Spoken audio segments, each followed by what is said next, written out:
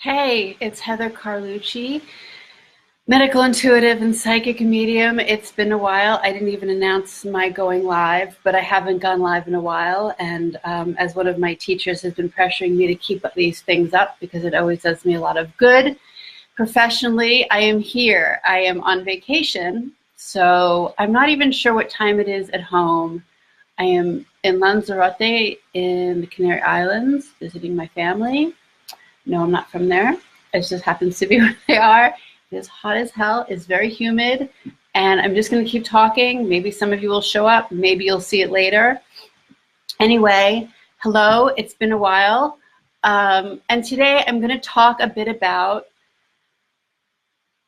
health, of course. Well, not of course. I don't always. But we're going to talk about health. I was debating between religion and the ties of metaphysics, but I might do that next video. But today I'm talking about health, and I'm going to talk about reading your own body, because I've always said I've never been able to read myself. And I feel that that put me at a loss professionally on a lot of different levels, because I could keep to health regimens that I recommend for sure. And I knew what symptoms I had, as we all do when we pay attention, but I was not seriously sitting in my own body and really feeling what I felt and paying attention, actually listening to my body without the societal pressures of telling me all the things I was supposed to do. And that is enormous. It is some of the biggest things that we manifest in our bodies that causes issues on the small scale that always don't help the big scale, like, sort of the nervous system, things like that, are brought on by societal issues and pressures that perhaps do not best fit us. These things, not for myself, we'll talk about me in a minute, but these things often have to do with marriage issues, having children, where to live, how to live, for a lot of my community. It's coming out even just not even as far as sexuality or gender, but just the way you want to live your life. Societal pressures are enormous, and they don't really fit all of us. And because of this, many of us also feel that we do not live in a world that supports us no matter how we are.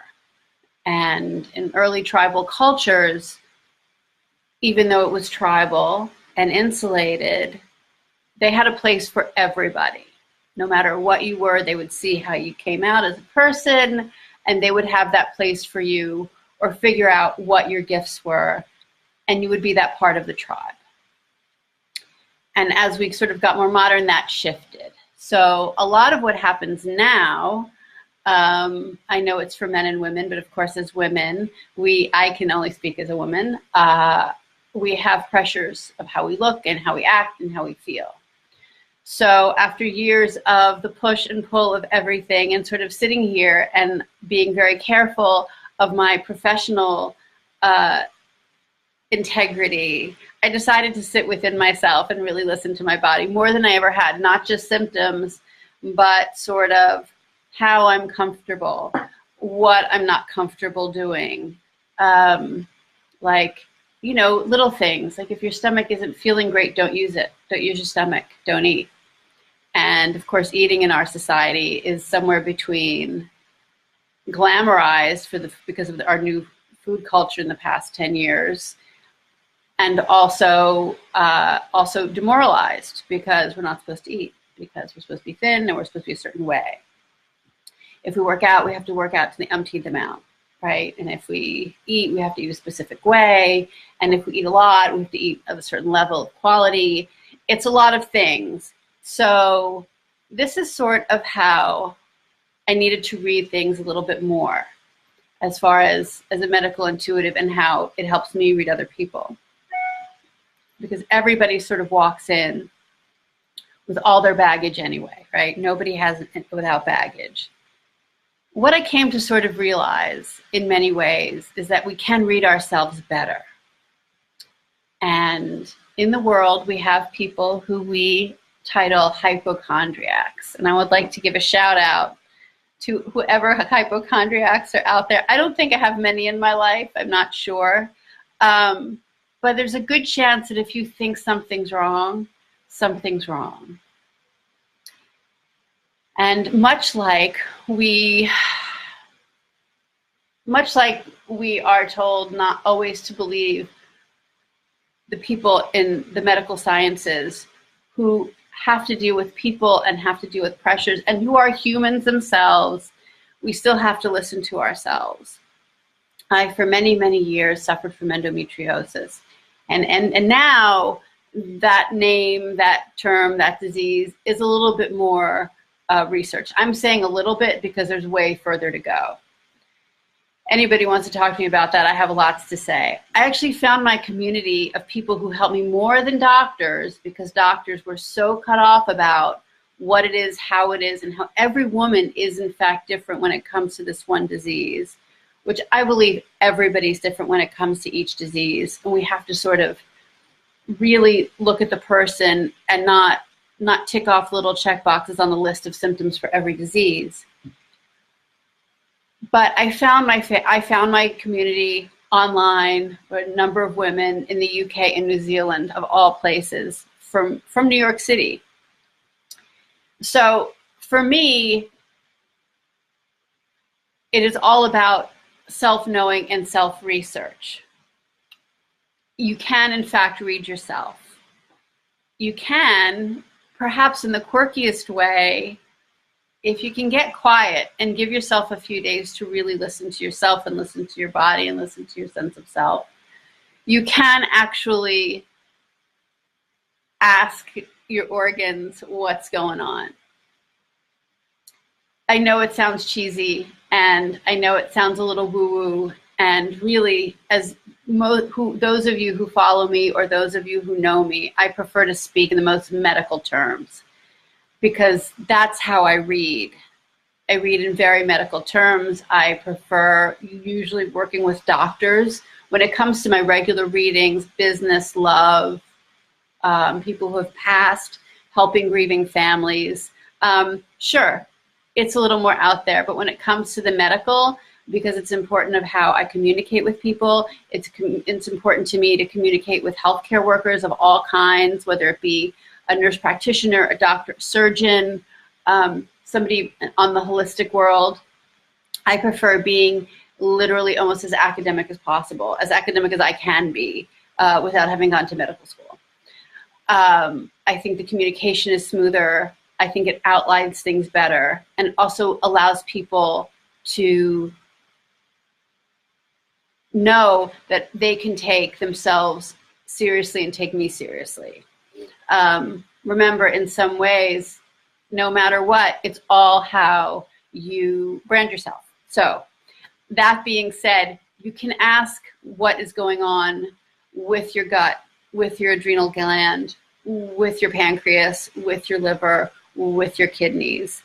And though this is my work, and I pretty much at this point for last year lived in it only, I did come to a place of quiet where I can sort of sit back and say what's going on and sort of want to listen for the feedback, without the fear, although with some fear, that I was being too hokey for me as my own client, because I'm not the hokiest person in the world, particularly when it comes to the metaphysical, because I still believe and will always say that for me, the work that we do is still science-based. It's all science-based.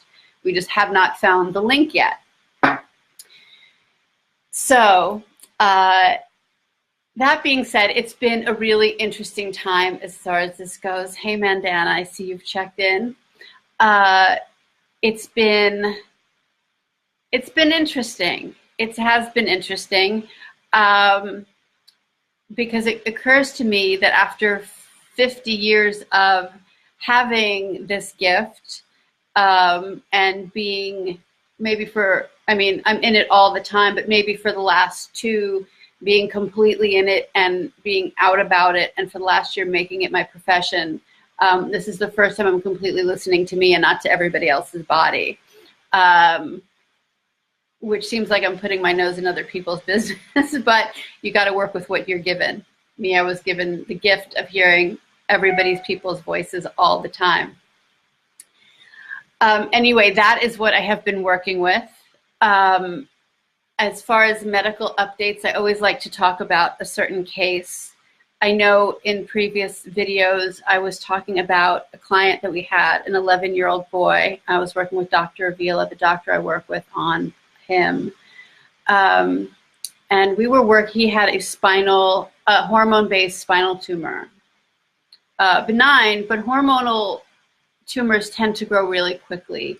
And we only had 3 weeks, when we met him 3 weeks before due surgery. So in his last scan before surgery, which was a week before surgery, the tumor did stop growing, which thrilled us no end. It worked with a lot of alignment, a lot of energy work, and of course we changed his diets completely.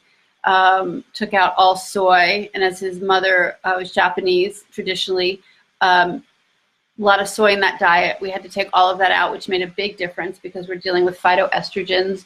We took out, obviously, sugar, not easy for an 11-year-old boy, so I sent him all the admiration on that one. And most carbs, because most carbs that we do have are not good. But of course, an active boy, we did leave him some. We left him some option of carbs in his diet, of course.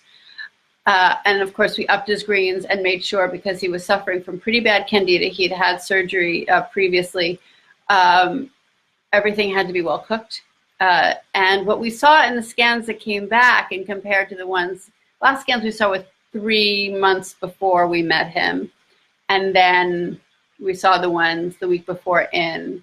And also what changed was the consistency. So the consistency of the tumor, which was wonderful, which is called granulization, sort of like a breaking down to granular. So if we had had more time, that would have been amazing. But the surgery went very well. And really what we were working with, I mean, ideally I would have loved to have him for months and really sort of seen him not get surgery, but obviously that was not an option. His body has a tendency to regrow the tumors, and it was no surprise that it was now, because he was 11 and about to turn 12, and probably key at a time when his hormones were just beginning to shift. So if anything was going to trigger a hormonal-based tumor, it was going to be this thing. So amazingly, pre-surgery, which was the restorative work we're mainly doing, he came in, as I said previously, with pretty hardcore weakened kidneys. They were running very hot, as we tend to say in Ayurvedic medicine, which means that they were working a little too hard for what they had to do. And as we know, our fear sits in our kidneys. I talk about that a lot because in this world right now we deal with a lot of fear and a lot of stress. It always sits in our kidneys. And of course, pre-surgery for a young boy, always going to be a pretty frightening time. So, and by the time he went in, he had eczema all over his arms, and by the time he went in, it was all gone. So that was all cleared up. I don't know why I'm looking at my arms, they're fine, but they were all cleared up. Also, circles under his eyes, also a key sign of your endocrine system overworking, which, as we know, is, kidneys, liver, pancreas, also were gone. The circles under his eyes were gone. He was also having far better attitude. He was not as whiny. His parents had said he was just a whinier kid than most for his age particularly, and that was gone. So that was really exciting as well to sort of see this happen. Surgery went extremely well, and really post-surgery, from what I've heard so far, we have not seen him yet for a post-surgery checkup, had gone really, really well. So this was really exciting, sort of seeing how this worked. Also, what I find, I'm going to get a little woo-woo now, and remember, it's only woo because we haven't found the link between science and this, but in working with the boy and the family and teaching them, how we do what we do and what is making it so much different for him, we're also seeing, or they were also seeing, a change in the family dynamic. It's a blended family, and the dynamic between father of boy, mother of boy, stepfather of boy, and how they all work together, and then, you know, the stepsisters of the boy, turned out to be very, very different. It was a much calmer, much more cohesive time. We are used to having the medical world and big medical procedures be a time of pain and intensity and argumentativeness and not knowing what's going on, that I think it was such a relief for this family who had been through this years before with this child, to have a place to sort of talk it out and be fully informed, and not, you know, find out afterward, not find out, you know, years later after somebody sees some medical records from some doctor what was going on. We got, everybody in the family was involved in the change of his eating habits, and sort of checking in with us and letting us know how he was doing. It sort of, in some ways, is a family project, but remember, when one person's ill, everybody's affected. So that was really, really wonderful. Anyway, this is my video check-in. Maybe I'll get another one in before coming back to the States. Please remember, I am always open to answering questions on these. I'm definitely going to start doing them every week. I know I have to, and I say it every time I do one of these, but it's going to get done. I hope everyone is well. Please, you can always visit my website for questions and booking readings. I'm at heathercarlucci.com. I made that as easy as possible. And I hope everybody has a wonderful day. Thank you. And bye, Mandana.